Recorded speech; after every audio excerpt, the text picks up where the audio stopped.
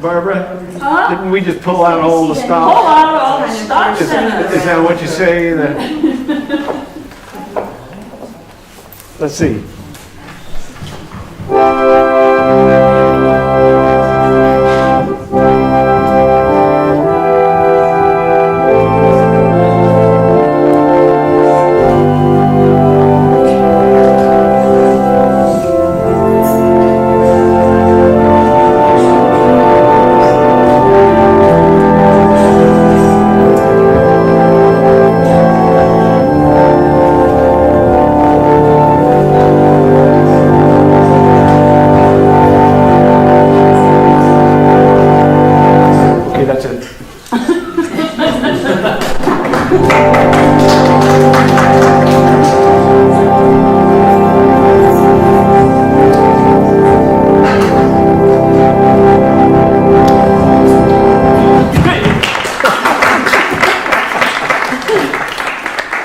Thank you. Good evening, folks.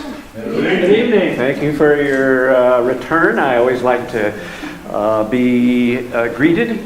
So, Barbara George, yeah, I got to say just a couple of words. She's very modest, I know. But when I first began working on my book a long time ago, 1983, Barbara opened the door for me and welcomed me in, showed me around. Also John Carnahan. Without these two folks, the book would not have happened. So, Barbara, can I ask you just to say a couple of words about the museum itself? I will. I actually prepared for that. Welcome to the Estey Organ Museum. The president of the board could not be here tonight. She's been sick. So I'm welcoming you. I wanted to tell you that the Estey Organ Museum is very unusual for two reasons. One is that there's not very many museums of things that are made right there where the museum is. So that's something that we're very proud of. Here we are, all these organs were made right here in this complex, except for that one, which is earlier than this complex and was made downtown. But they were all made in Brattleboro. They almost all say Brattleboro right on them, and we're very proud of that. The other thing we're very proud of is this is unusual in that we want you to touch everything. We want you to play all the organs. People can't believe it. They come in the door, there's 20 organs here, and we say, please, play them all. And 2 hours later, we have to tell them it's time to go away. So it's just a very unusual place. And I mean, compared to other museums, people stay a long time and they really have fun in this room. I think that's pretty much what I wanted to tell you. That's it. Thank you, Barbara. So, words. Here we are using words to talk about words. There's something kind of circular and curious about that. So when Lissa eventually first approached me to do something about words as relates to the Estey Organ Company, I had to pause. I had to scratch my head. I said, well, what is there? That's not... As far as we know, Jacob Estey was a man of very few words. In regard to the company, the imagery, something we'll talk about a little later, was the main thing. There was not the kind of extraordinary hyperbole that we might expect from such a noteworthy company back in the day. So I really had to pause and try to figure out exactly what is it about this company that would be worthy of words. Let me ask you first, how many of you are familiar with the Estey Organ Company and its history? All right. So, if I could just fill in a few blanks very briefly about the history. One of the things that attracted me so powerfully when I discovered it was that it reflected a kind of quintessential Americana. It was a classic Horatio Alger story, rags to riches. So if I could give you a little thumbnail sketch, we won't spend time because that's a good 4-hour lecture, about how the company developed. Of course, Estey was born in 1814 over in Hinsdale. It was said that he was, folklore has it, that he was farmed out to a local family, which was not unusual back in the day when people had kids. They couldn't feed them. Somebody else needed the labor, and so they, quote, farmed them out. Well, Estey was, Jacob was his first name. Jacob was not happy with his new family. The folklore has it that he was mistreated, so he ran away. And he went to Boston, where he learned the pipe and pump business, i.e. plumbing. He came back to Brattleboro on his father's passing and decided to set up shop. And this was by his bootstraps. One of his good people in town loaned him the money to open up a shop where he began to specialize in lumber, granite, and this is something he stuck with all his life, all his business life. He was a true Yankee. He was shrewd, many people said, and he got shrewder as he grew older through experience. So he would barter and trade and deal anything that he could possibly turn to a profit. As fate would have it, he began his shop, opened up his first shop next to a little melodeon maker, a melodeon. Well, this is a big melodeon. Back in those earlier days, they were smaller instruments, pretty portable, actually, and used by traveling preachers in churches that couldn't afford something larger, like a pipe organ. And he would travel around by horse and wagon with his lumber, his pipes and pumps, a couple of tombstones to show and tell, and a couple of melodeons. It was said that he never came back from his journeys without selling those melodeons. So he was being the sharp guy that he was, he saw some future. I think this was at a time in America, we're talking about basically, rough numbers, 1850 to 1900. America was awakening to its own identity. America was still pretty rough around the edges at this point in its history. I have a nice timeline in my book, which puts Estey in a larger context. But America was also awakening to its identity via music. Later on, we had great people like Stephen Foster. And our folkloric music, things that perhaps came from another place, but were Americanized. To enjoy music took a little bit of the angst and difficulty of farming every day of the winters, kind of lighten the load a little bit. Okay. So Estey began to travel more with these melodeons and eventually bought in to the business. Now the details are quite circuitous and complicated. There was much trading off of businesses, bringing people in as partners, getting rid of the certain partners, bringing other people in as partners. You'll have to refer to the book for those details. Basically, he saw that these melodeons had a future, like I said, and he began to really invest in them. He eventually opened up a fairly serious factory. In fact, he went through how many factories? I think 3, 4 factories. They kept burning down. This is not unusual of the time or in Brattleboro, right? Even within our lifetimes, we've had a couple of conflagrations downtown that were noteworthy. They sort of changed the routine. Well, this was, of course, even more rampant back in the day when everything was built of wood and you had wood stoves and so forth for your heat. So he burned, 2 of them burned down, One of them flooded. Uh-oh, here we go again. Okay? This is not just history. This is something that continues to happen to us. You have to give him credit for being stalwart and persistent. Finally, sort of getting the drift of, wow, this is risky business down here in town where we got all these fires and people and buildings and floods. So he moved up here, up on the bluff, away from the water. Very smart. The other really beautiful, intelligent thing he did is I could look out this window and see slate-clad buildings. And he separated the buildings so that if one building caught on fire, it was likely not to turn onto another building. It was really the railroad and the telegraph that was the primary springboard for his transcontinental and eventual global access to merchandise his wares.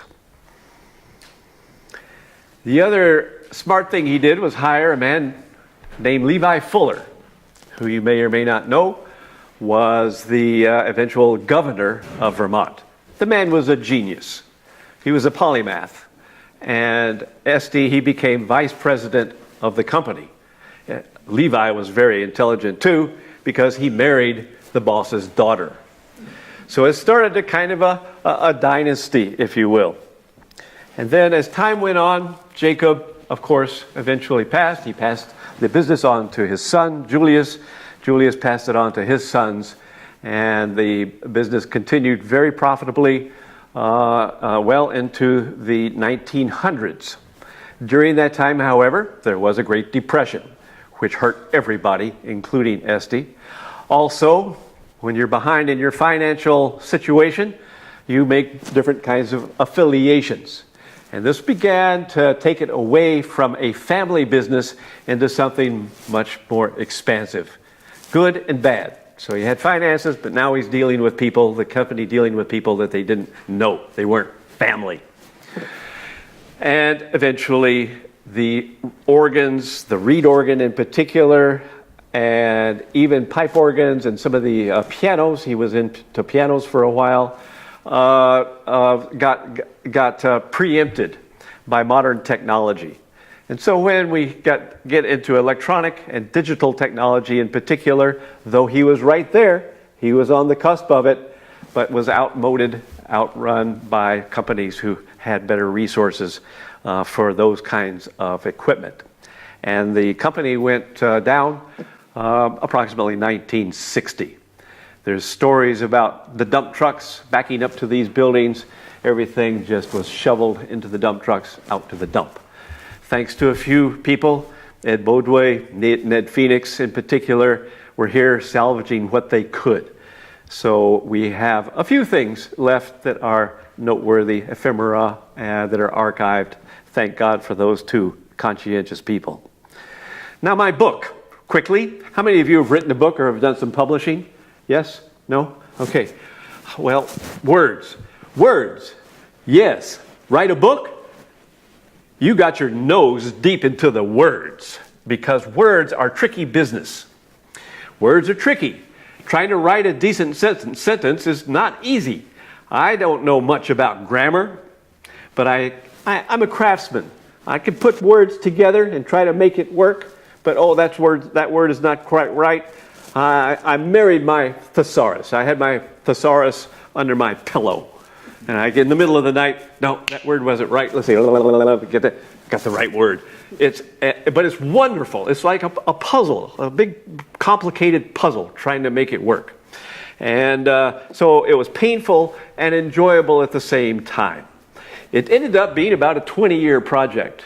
Now, I didn't work on it all 20 years. But when I finished my PhD dissertation in 1987, I wanted to get this story published. This was a good story. This story had to be told. And thank God nobody told it before I got a hold of it, because I wanted to tell it. So I hooked up with Ed Bodway, Ned Phoenix, these two guys. I can't tell you how much I owe to them.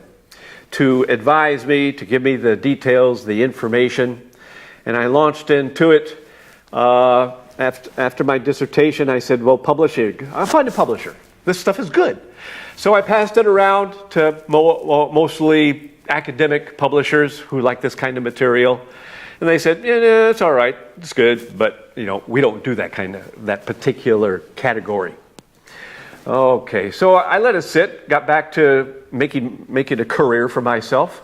That's, of course, another big story. And eventually Wesleyan, where I did my graduate work, called me up and said, well, our consortium of New England publishers has just reorganized itself. And guess what? We got Americana. And we remembered you. And so now the skillet is hot.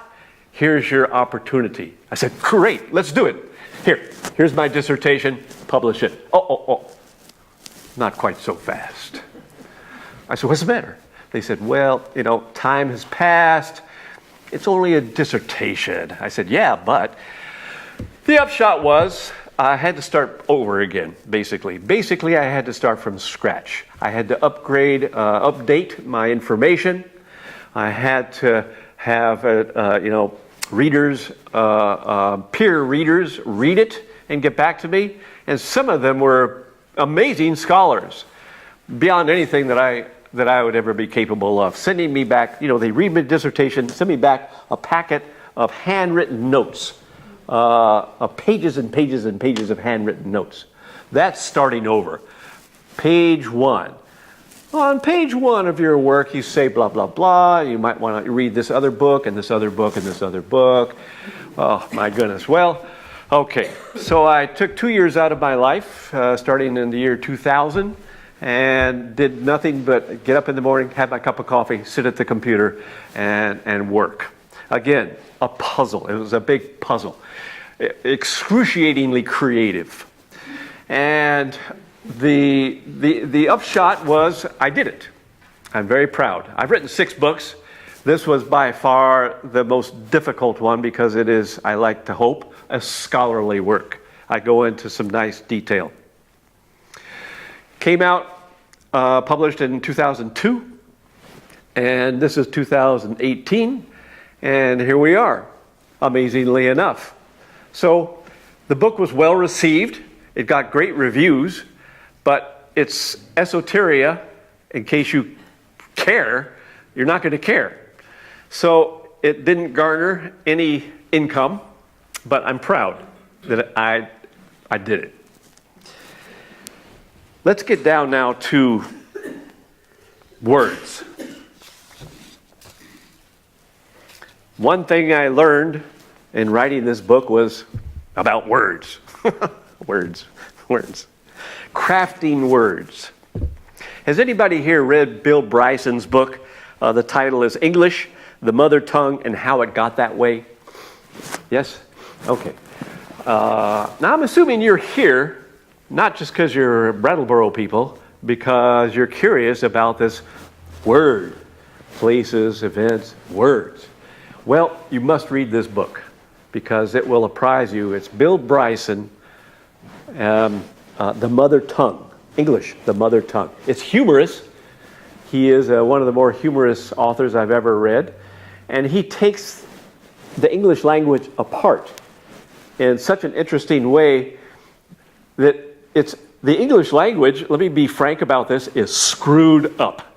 It is a mess. The English language is so weird.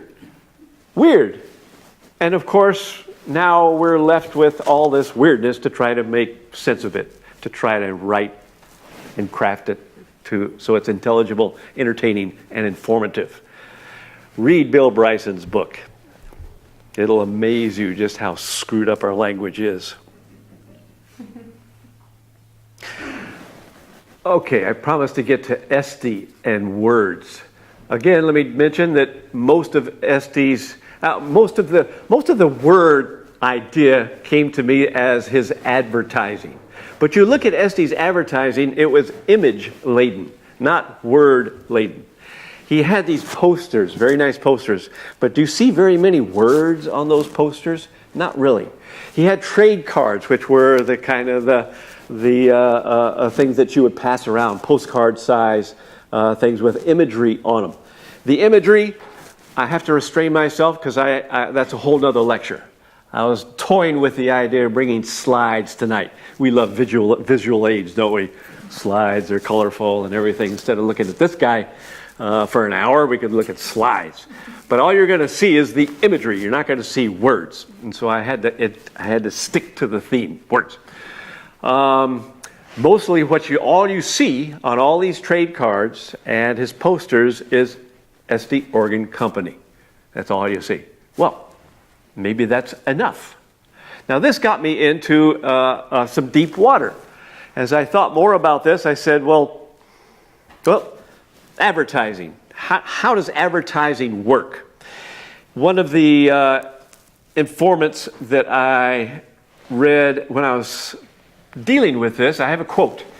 He's a scholar, you won't know his name, but he said, advertising design in persuading people to buy things they don't need with money they don't have in order to impress others who don't care is probably the phoniest field in existence. It is, isn't it? Well, what is it about advertising? And how did Estey do his advertising so effectively? Okay, here's the deep water. Are you ready for this? I hope so. I might get myself in trouble because it's not one of my main things. But it's a field of psycholinguistics, sociolinguistics called semiotics. Semiotics. What do we know about semiotics? What do we know? Semiotics? No? Yes? Yes? Words or symbols. Words and symbols. You want to expand on that just a little? Yeah, I don't really know much about it. Okay, neither do I. But I got sucked into this thing about semiotics. Come to find out, once I began to think about it, I said, my God, this is so fundamental to all many of our forms of communication. All right, now again, I'm going to hit you with a definition. So just kind of hang on to your hats here for a second, because I have to formalize this semiotics. It's important. So I got to give you an important definition. Semiotics involves studying cultural trends, language, nonverbal cues. I'll try to do this slowly so you can absorb just the depth of it. Behavioral norms, social etiquette, and rituals. Wow, this is deep water indeed, every one of those elements. It also includes understanding how the various sensory and emotional stimuli of a brand, remember that word, brand, interact with each other and influences its target recipient, you. Basically, if I could simplify this quite a bit, semiotics is a linkage. It's a linkage of a product with stimulating words. A product with stimulating words. Words that make you dream. Words that impress you. Words that go far beyond what that product really is. Now, I have some examples of this. And I only took cars, automobiles. And I've only taken one company's idea and how they've taken semiotics and twisted it into something truly amazing, worth extensive discussion, but let's get on with it here. So the Ford Car Company, this is a car. It's a stupid car, right? But what do they call their cars? The names of their cars. Let me just reel this off really quick. Thunderbird, Mustang, Fiesta, Explorer, Edge. Oh, Edge, what's an Edge? Expedition, Laser, woo, Telstar, whoa, Futura, yay, Meteor, woo, Falcon, wah, wah, wah, wah, wah, wah, wah, wah. Crown Victoria, Cougar, El Rio, Durango, Now, this is only one car company. And they've taken these words that have all sorts of meaning, you know, the cosmos, these wild animals, exotic places, and they've labeled it, this is semiotics, attaching these words that stimulate our imagination and get us wishing about, boy, I want that car because it's called Durango, you know, that truck, yeah. Well, bring it back down to earth. How did Estey exploit this idea? Now, the thing about this trick, advertising trick, branding, I think instead of using psycholinguistics and semiotics, let's just say branding, because that's really what it's about. You're branding. You're taking this object and you're branding it, with some wishful or imaginative words, powerful words. So Estey did exploit this idea when he was talking about his organs. He used words like this: most extensive, largest, perfect. Oh yes, the perfect melodeon, right? That was one of his main ones when he came out with a standard product like this. The perfect melodeon, perfection, we like that. Lead the world, highest grade, the biggest, the best, the new, improved. Are these old antique words?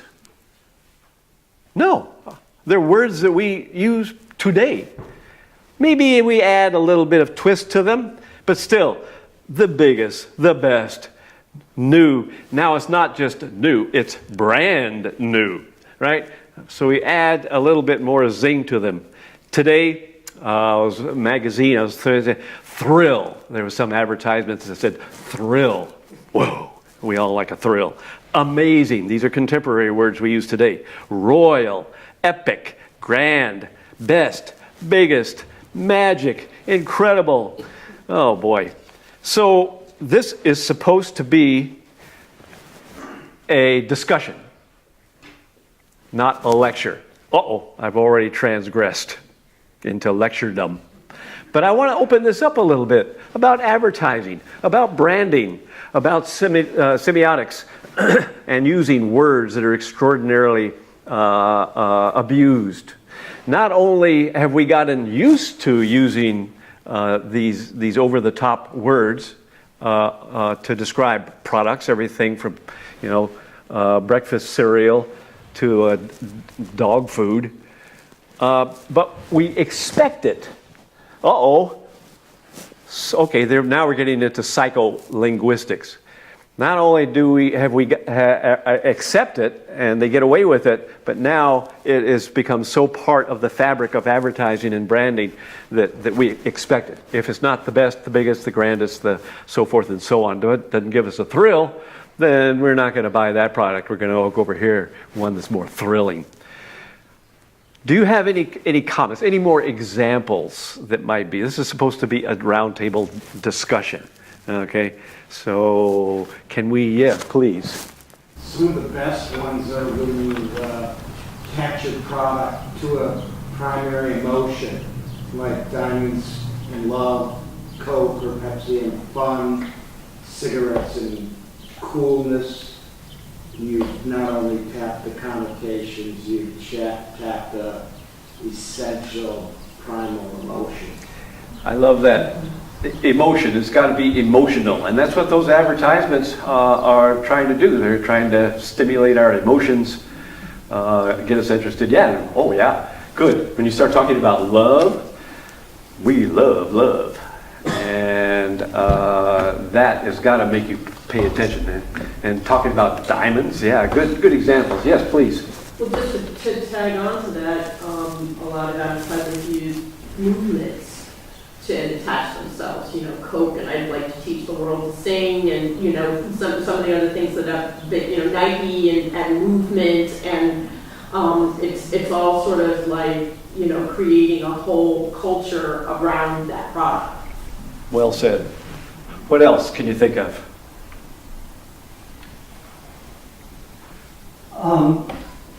Up until the 1860s or so, advertising was literal. I have a plow for sale, this is it.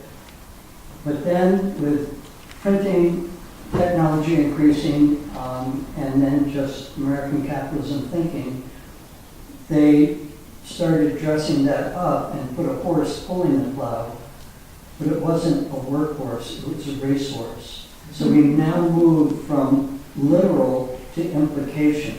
And when advertising made that transition, it basically was shutting off critical thinking, the advertising, There you and go. then searching around to push an emotional button to make you want it, and also to confuse the two words want and need.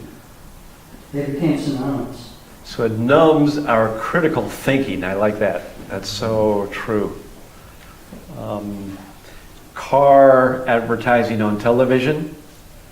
They have the automobile flying through the air over all those other people in the way. They're in the way, they're on the road, going much too fast. You know, what is the message there? Well, I think it's, personally, I think it's a dangerous message. It's portraying, in fact, a lot of advertising is portraying all the wrong things that we should be concerned about and thinking about. So driving your car 160 miles an hour through traffic and being really cool about it, that you can do that, is the wrong message. Can you think of any other advertising like that that makes it sensational, but it's the wrong message? This is a little off from that, but what you were saying made me think of it. Some of the SD advertising was class-based. The images were images of this is who you can be if you own one of these. And there weren't a lot of words attached to that, but it was something to aspire to. And if you had an SD organ, then you were somebody. And this is where that imagery comes in so powerfully. So you get the organ in a social context. And often, in the earlier days, it was in the parlor. And the parlor was the domain of the woman of the house. She had control over the parlor. And in the parlor, a lot of significant activity happened. You had births and funerals, you had Sunday soirees, you had gatherings of your friends and the church people coming in. So to have that image, the parlor image, and the Estey organ in the middle and people standing around, the woman at the keyboard.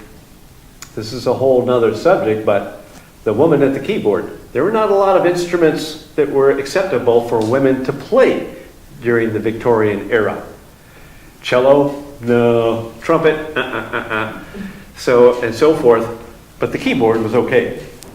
And so this was a kind of a wish that the woman of the house, and if you had a keyboard, if you couldn't afford a piano, you could afford a small reed organ. So to have a reed organ in your parlor or a piano, this was showing everybody that you were moving up the ladder of American success, being somebody.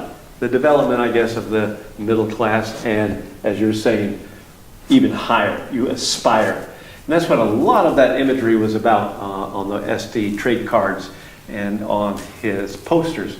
We have some nice posters around here that you might take. In fact, this one over here, when you have a moment to come around and take a look at it, there it is. And if you had a reed organ or a bigger organ in your drawing room, whoa, then now you're approaching the higher socio-economic echelons.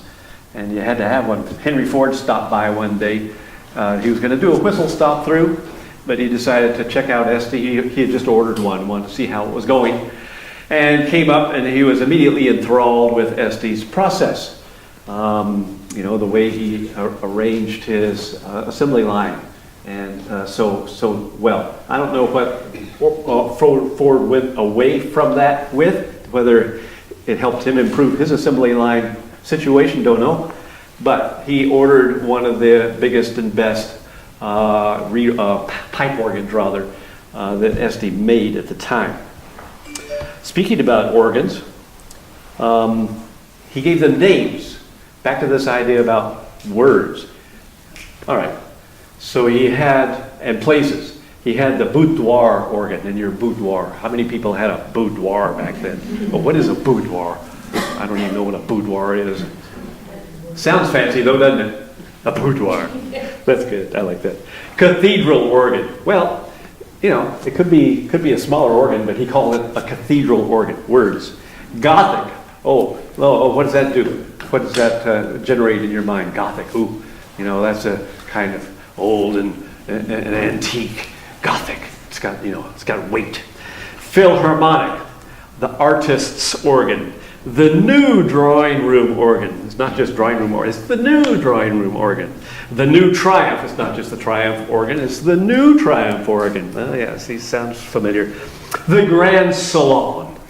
Ah, the grand salon. The acclimatized. Now that's probably the only word in a lot of his advertising that actually described what it was. The acclimatized organ was made so that missionaries could he could ship it to Africa for the missionaries there and dump it over the side of the ship if there was no port to unload it, and the natives would come out.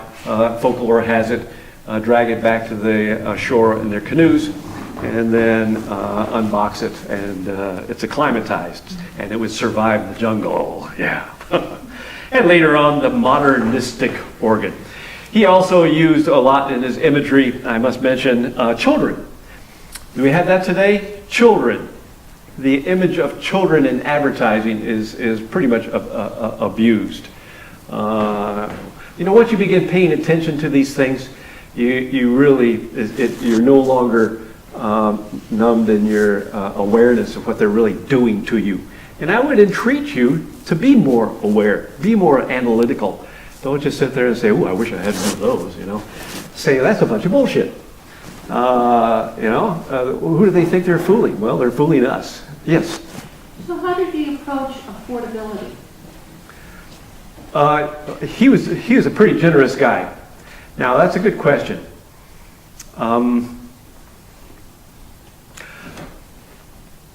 Not being an economic... The names that you just had were all very grand. Yes. So how did the average person feel like they could afford one?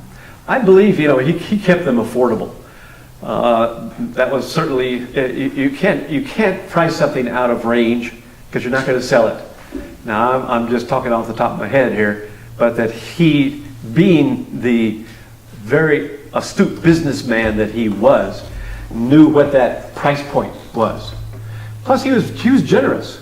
He gave organs away, tons of them, to churches, to community centers, to other good causes. Just gifted them. So maybe there was a little strategy in his generosity. And usually this was the way he found when he took them out in the very early days. And he would say that if he got one placed in Farmer Brown's living room or parlor, then he was bound to sell to his neighbors. Got to keep up with the Joneses. Parallel with, or an integral part of the development of American capitalism, consumerism, in order to feed consumerism, parallel with that is the development of and the sophistication of credit system. The credit system. He could do that too. Thank you. Buy beyond your means. Yeah. But he was always willing to barter and trade, but he would do it with, the intent of eventually making a profit off of something. Good credit, and he did that with Esteyville. Am I right? That he built a lot of those houses, or helped finance a lot of those houses for his employees. So this is a beautiful thing. I was unable to find, just a little aside, a good story always has to have a little dirt. Now there was a guy named Silas Waite, and he was the criminal. He was the bad guy of the story. But that's an aside. But Jacob Estey in particular, I couldn't find any dirt on the guy. He was a staunch Baptist. He was generous. I think he was, really totally above board and honest through his entire life, and passed much of that on to his children, especially Julius Estey. Other kinds of imagery, patriotic imagery, when you get into his trade cards, you see the flag, and maybe a child swathed in the American flag. Boom, boom. You get a double hit of symbolism there. Romance.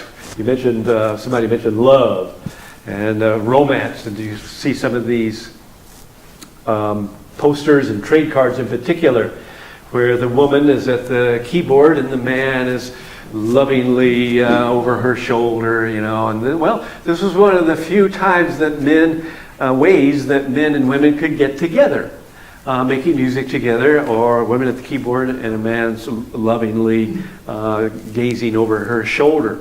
There were not a whole lot of other opportunities for romancing. And why? I mean, romancing with music, woo! It's a shoo-in. You put those two things together and you've got yourself a ticket to heaven. Humor. There's a lot of humor involved in a lot of these, the imagery. He has some ones that are absolutely outrageous. There's a Romeo and Juliet trade card. I don't want to get too much into this, but the guy is serenading his true love up in the balcony playing a tennis racket. Well, wait a minute. What does this have to do with Estey organs? Nothing. Except the imagery is kind of cute, it's romantic, and Estey reed organ is there as a branding element in that advertising. Given that, I must also mention that a lot of his organs just had simple numbers and letters. That they didn't have these sort of over-the-top kinds of characterizations. In fact, I would say that the great majority, as it developed, he couldn't come up with enough names, funny names and exotic names, so he began just to number them and put letters on them. The last, I have two more comments, and then we'll either open it up or go over and check out the snacks.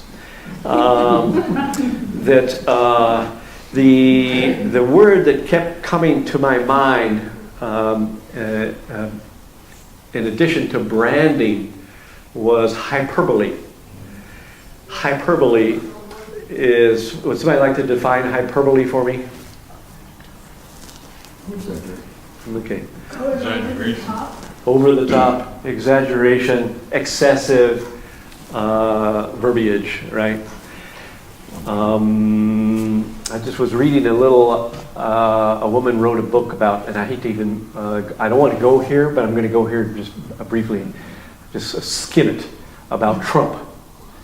And this author said that Trump has made an art of branding hyperbole. Her point was that his whole family, going back, a couple of generations or so, have always been talking in these expansive untruths. But there you go, right? Semiotics, he's talking about the best and we are the greatest, and no, we aren't, so forth and so on.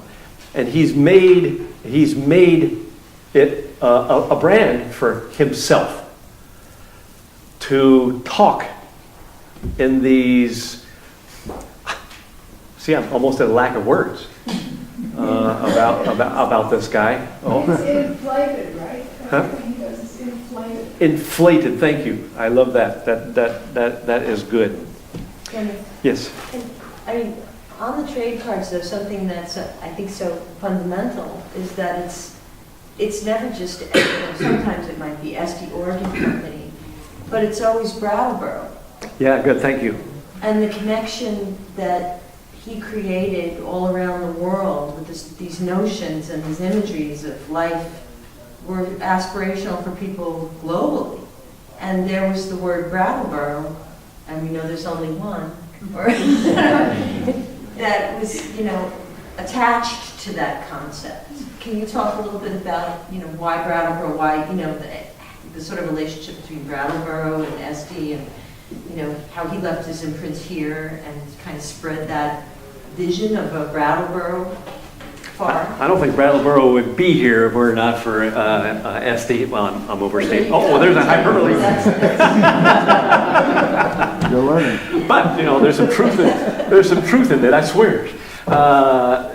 In that he the numbers escape me right now. I wrote this book a long time ago, but he employed a huge percentage of people in this town, and indeed he shipped these organs all over the world.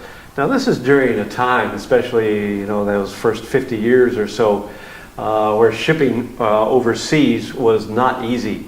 There are books about how many organs ended up at the bottom of the ocean instead of reaching their destination. But I have been around the world 2 times and been to various really wonderful places, and everybody who cares knows the name of Estey. Estey. He branded his name to the extent that it became globally recognized and appreciated. So, credit to this guy. He also had part of that was having representatives, dealers, if you will, especially across the United States and around the world. So somebody in China or in Europe, even though, that's another story about Europe, they had their own kind of reed organ. Nonetheless, they would be able to, they'd heard of Estey and would have some shipped to their store, begin to sell them, and isn't that the name of the game? You get one in a certain place, it generates interest and begins a domino effect. Well, you speak about Brattleboro being in other countries, but he also brought other countries to Brattleboro. The way that he brought the immigrant population and worked in these in the factory. I wonder if you could say a little bit something. Can you speak to that? Well, why don't you know a little bit more about that? No, not as much as you do. All right. Well, for anybody else in the room, but I know that Swedes were here.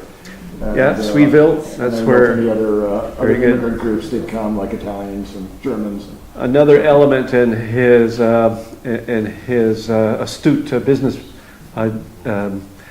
development was to hire high-level craftsmen from Europe. I think maybe especially from Germany. One of our great men just passed away not too long ago. But these were very high-level craftsmen who would come and they would carve the filigree. They would how to improve the reed itself. The technology of a free reed, in case you don't know, is like a harmonica. It's a lamellae in a aperture, and it vibrates back and forth depending on the size and so forth of the reed. There's a chapter in my book that Ned Phoenix wrote about the reed technology. And so he brought the very best people. These are high-level mechanics. They were called at that time technicians to come and develop. So good point. Thank you. People from different parts of the world came here to stay. Brattleboro spawned a second-level robber baron in the person of James Fisk, contemporary with Estey. He wasn't quite up to the standards of Rockefeller and all, but he was still a robber baron. And he's buried in Brattleboro. Did Fisk have his fingerprints at all in any of the Estey history? You got me on that one. I don't remember stumbling on that. Don't remember. That would be an interesting little tangent to pursue. Yes. Good if you didn't. Yeah, Robert, one of those guys, huh? Yes.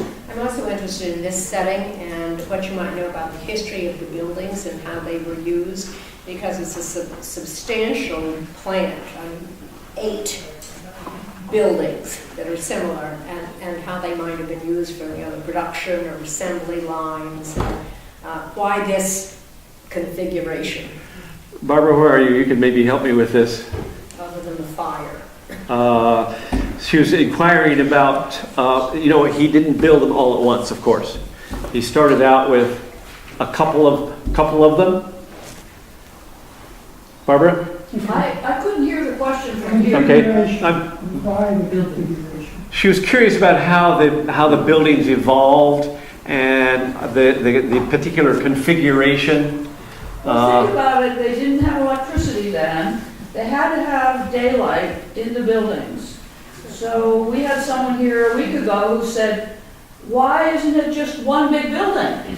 Well, how could they see in the middle of a big building like that? So we have to think that they needed the light, and so they built them all in a row, and they had suffered from fires and that kind of thing. And that's all we know. I mean, I heard from someone that there was some kind of a German timber framing manual or construction book that was here and disappeared. And I would just love to get my hands on that. But I think the lighting had a lot to do with the way the buildings are set up. With floods.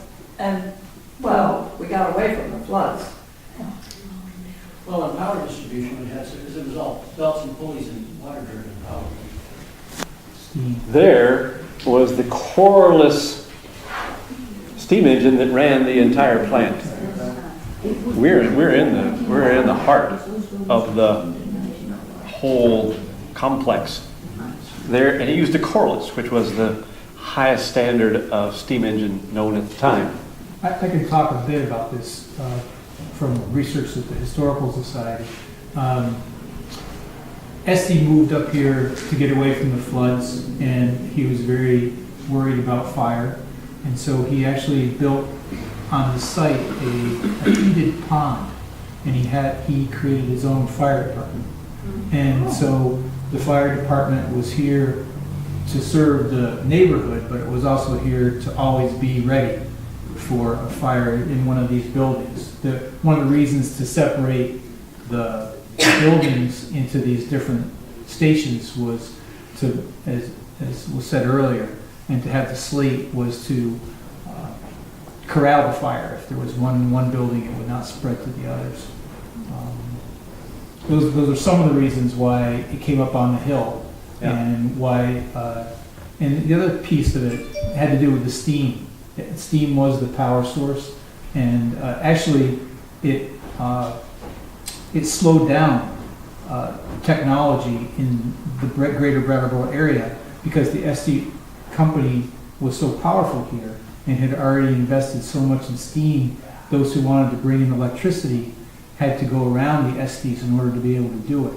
And so electricity actually came to West Brattleboro before it came to Brattleboro. And because that was the kind of impact that the Estey Corporation had here. And so just the intricacies of it are kind of interesting. Oh, that's a nice one. That's new to me. Good, thank you. And he also was very progressive in his treatment of his laborers, and also gave important roles to women, didn't he? I mean, there was, I read in your book that the women of Estey were treated very well and were often in important decision-making capacities in different areas. Is that? Yeah, he paid them an equal wage. Equal wage for women. I mean, that's extraordinary. That's revolutionary for even now. Little piece of folkloric, the men were grousing the women often because of the, their ability to deal with minutia and detail. Were tuning the reeds, and the tuning of the reeds was, really an essential part, of course. And the men came in one day to Jacob's office and said, those women, they're really messing it up, and these reeds are not working very well. And Jacob said, I'll look into that. And so in the middle of the night, the story goes, Jacob went and switched some of the, let's see, how does the story go? Switched reeds so that next time the men came to complain, they were complaining about their own work, not the work that the women had done. And the story says that Jacob told them that whenever he needed their advice or opinion, he would ask for it. I think he was a tough guy. Yeah.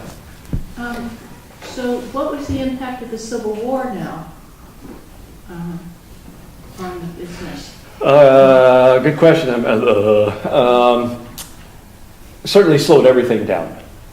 But we are, we're up here in New England. That was to some degree buffered from the tumult and the destruction. No? Well, Okay. Brattleboro was very active, was it not, Mary? Because it had it had the hospital down by the fairgrounds, Yeah. and a lot of activity of soldiers coming up through the train and marching up Canal Street. There's I've read private diaries of the Estey daughter talking, the Estey estate was on Canal Street, talking about the soldiers marching up. And Yeah, I don't have anything definitive, certainly in that regard, that there was, there isn't much. So do you think when they closed the whole thing in the 60s, they threw away a whole lot of history to? a lot of stuff got thrown away, an embarrassing amount. With regard to Civil War, I think I never came across anything that it really inhibited his production, to a high degree. I believe the steam engine kept cranking, and right in the middle of their, their time period. Good point. It was not a red flag in my research, really. But certainly Brattleboro as a community felt it. Definitely, you're right. Yeah. Which archives proved most productive for you in your research? Well, the Historical Society. God bless the Historical Society. Thank you, because... Can I say something about the Civil War? Oh. Very interesting. Jacob's daughter, Abby, wrote a book of addresses. And she talks about recruits for the Army coming into Brattleboro and being kept in people's homes. And some of them would stay in the Estey home. And Abby was 12 years old. Her job was to show them how to get up to the muster field, which is where the high school is now, where they would all gather before they'd ship out to go to the Army. And she tells a number of very interesting stories. And this book is available at our library. All right, sweet. What is the book? It's just Addresses. Addresses by Abby. By Abby, Estey, what was Levi's name? Fuller. And she writes many little articles and a lot about Wesleyan Cure. Walking along the whole Whetstone and the whole thing. It's delightful. She writes well. It's good. She had it published herself. Yeah.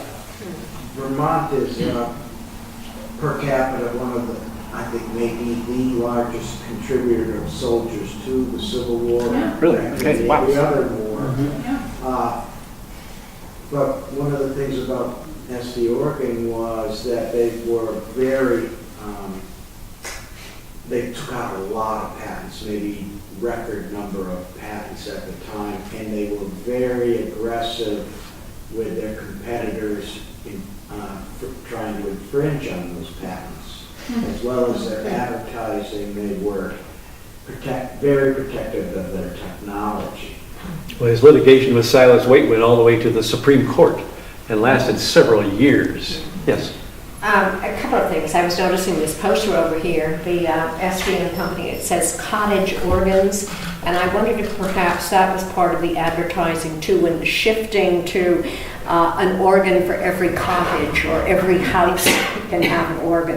Yeah. If that perhaps that was part of the advertising and kind of the sales pitch. Everyone can have. Every house can have its own organ. And I thought it was also interesting because this Esteyville here, there's also a cottage street right Yes. out here. They're calling us cottage organs. I think he did upgrade the names of his organs to be commiserate with the times. Where was the home? No. Sorry. Estey home. Where did Estey live? On Canal Street, it's still there, it's a blue house. It doesn't, one of the things about Estey, which goes to what you said, is he was a fairly modest man. And while he made an awful lot of money, and he owned a fair amount of property on Canal Street, and it's all filled in now with many tenement-style houses around it. It's a blue house. It's on, I guess, it's on the You wouldn't far even side of notice the it, street. right? Pardon? You wouldn't even notice it if You wouldn't even notice it. yeah, unless you went there with Yeah. an intent to find it. Birge Street? Yes. Yes. And, Sorry. but I guess the other thing I'd say is that his kids didn't follow that. The big mansions around here, his kids were involved in many of those. So while he lived a modest life, the next generation enjoyed the benefits of their father's work. Two things to address the cottage organ. I know a lot of it I think had to do with size, and I only know that because that organ right there, I had the privilege of donating to here. I used to own that organ, and that's a cottage organ right there. It's not very big. Like I could almost carry it in right in here myself. So his names may have, in addition to just kind of pumping up the image of the company, I think also had to do with the specifics of the instrument. I think. No, you're right. And the second thing about the property is I grew up on Oak Street here in Brattleboro, and I don't know if there are any Esteys still living in Brattleboro, but the house that my parents bought on Oak Street was previously owned by the Esteys as well. So I grew up in an Estey house, which was kind of cool. This big house on Oak Street. Nice. Is there a hand over here? Yes. Yeah. I just, this may be an urban myth, you can tell me, but one of my neighbors told me that if you looked at a map, the way Estey had the streets, it said Estey, Cottage, Organ, the streets, right? Yeah. What is that? Estey, Cottage, Organs were the names of the streets. My book has some really cool maps in it too, by the way. Just to mention. Yes. So can you talk about the case that reached the Supreme Court? Yeah. Oh, no, that's a whole other topic. You could read about it in my book. A quick question about when the company went out of business. I had heard that the Estey company was very reluctant to get involved with the electric organs, and I'd always been told, and I can't remember. I think Ned Phoenix may have told me this as well. If they had stuck with it, then instead of everybody having a Casio, which is one of the industry standards for organs, everybody would have had an Estey electric piano or electric organ today. I think he got well into the electric era without a problem.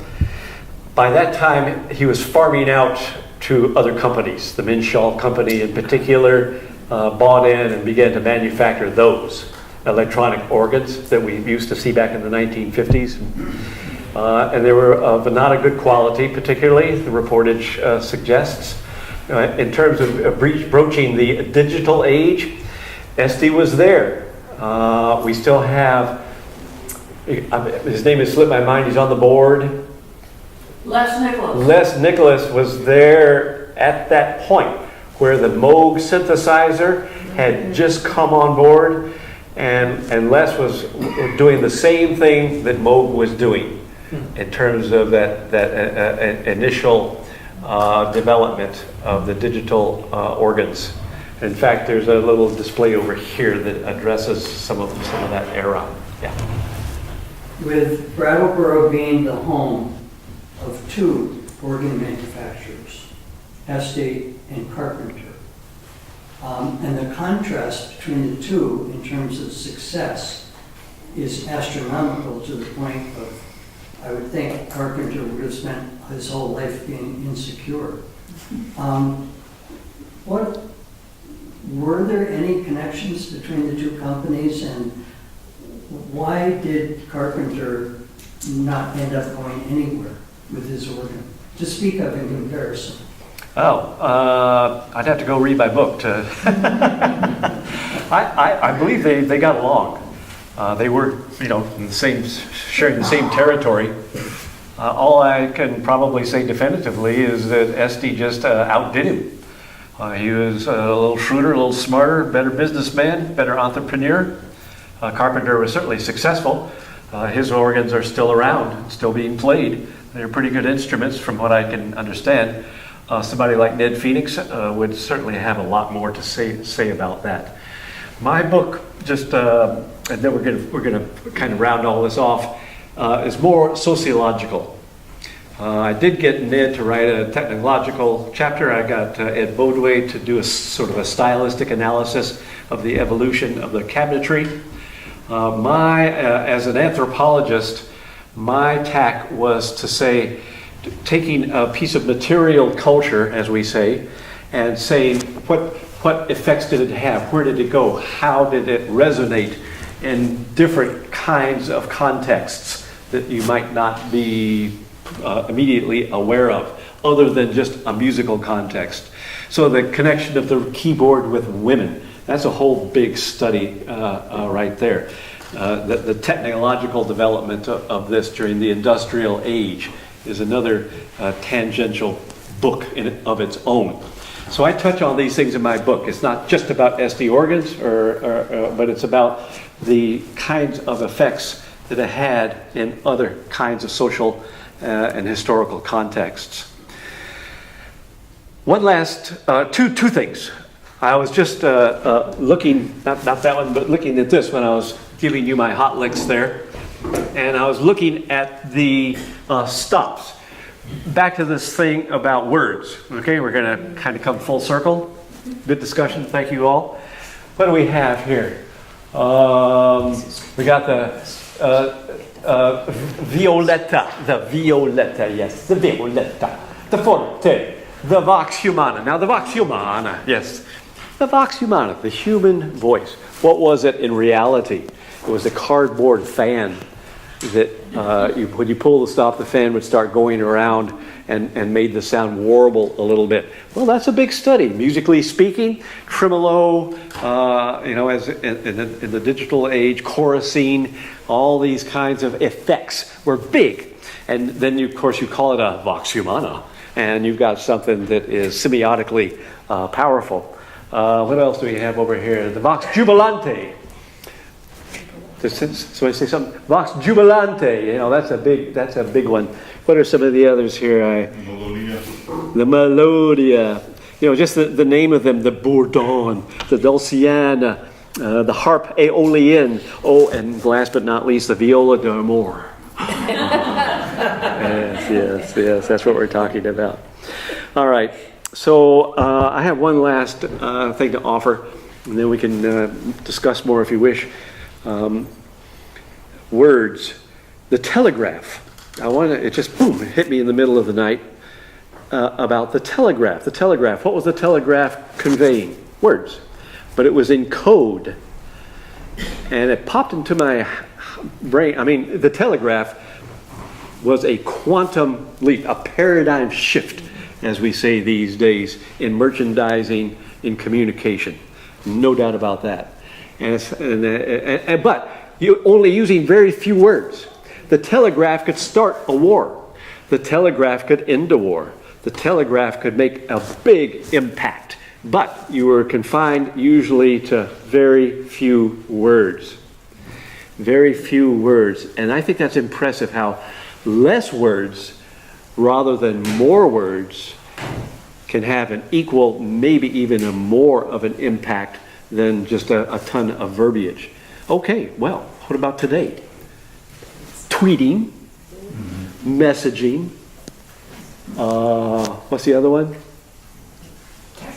Texting, thank you. You're limited to only a certain number of words.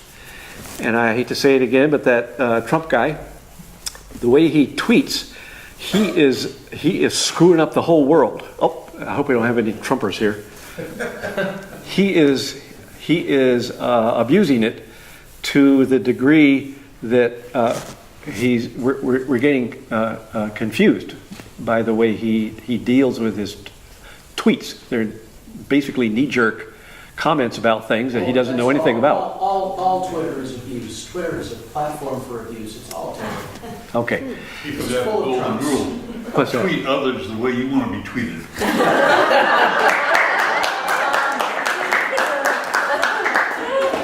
And on that note, my friends. Another point, though, that I remember when we had our initial conversations about Estey was the fact that with every organ, there was a songbook that was distributed with the organ. So in a sense, Estey also helped define sort of the musical repertoire of people all around the world, too. Thank you. Excellent point. The Estey method. He would. There's a copy of the real Estey method. It was back there on that table, and I had a plethora of. I had a little instructional material.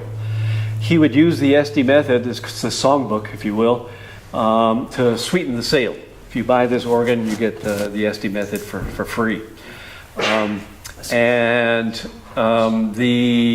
The table of contents is a musicological study unto itself. Basically, if you got an organ and you got a method, you could play Beethoven in your house. How sophisticated is that? As well as Stephen Foster, as well as all those hymns that you know and love, as well as national anthems from any country in the world. It was an amazing table of contents. Ned Phoenix and I reproduced a facsimile of the Estey method. Neither Ned nor myself has any money. So we had one run and that's it. Now it's a collector's item. If I had more money, I'd do it again because it's a very, very important document. Speaking about important things that stem from my book, there's a CD in at the end of a book that comes with a book. And that CD itself, if I could toot my own horn, is an incredible piece of field work. I loved it. I would go out with Ed Bodway in particular, who would take me into the boondocks of New Hampshire, mostly, and Vermont, and we roll up to a little sneeze-in-the-road town, hamlet, village, and we go up on the green, and there's the church. And the door was always open. Always open. We'd go in and the sun, it was just, it was something about it was a flashback to another era. Beautiful, beautiful, beautiful. And Ed knew all these organs intimately because he had repaired most of them. And he would sit down and I'd have my little tape recorder like this beast over here. And he would play, various things on that organ. So the upshot is that this CD has a sampling of reed organs of our region here. And there's nothing like it anywhere. Anywhere. There's nothing like it anywhere. I'm so proud of this as an ethnomusicologist, as a musicologist, as an anthropologist. This is more than the book. I'm proud of this CD. Barbara and I are trying to work out a way to have it packaged and used as an individual piece of merchandise, and all the money would go to the museum. I'm having a hard time financing it. It doesn't cost a hell of a lot of money. About $1,300 would give us a nice pile of these things for archives, and people who are interested would be forever thankful. Tooting my own horn, I know. But it's one of the little benefits that I hope will make a big difference in the history of music in America and the archives of any kind of audio material everywhere. I think that's all I have to share with you, my friends. Is there anything else? Any cracks that I left open that need filling? How are we doing? No, I just say that, the Words Project is all about capturing precisely that kind of audio along with digitizing some of the imagery that is disappearing so quickly. The fundamental part of the project is to create a digital map of some of these sites like Estey so that people could go in and hear. You don't need the CD. It's there on the website and Okay. It's cataloged in a way that everybody can access it. Open source. Yep, that's right. We got to do an MP3 rendition of it, right? So it'll be more further disseminated. I want to thank you all for coming out tonight. Thank you for supporting this project, an incredible project, really quite expansive, and tells us more about who we are as Brattleboroians. I would entreat you to join the museum. I don't think the fee for joining is very much at all.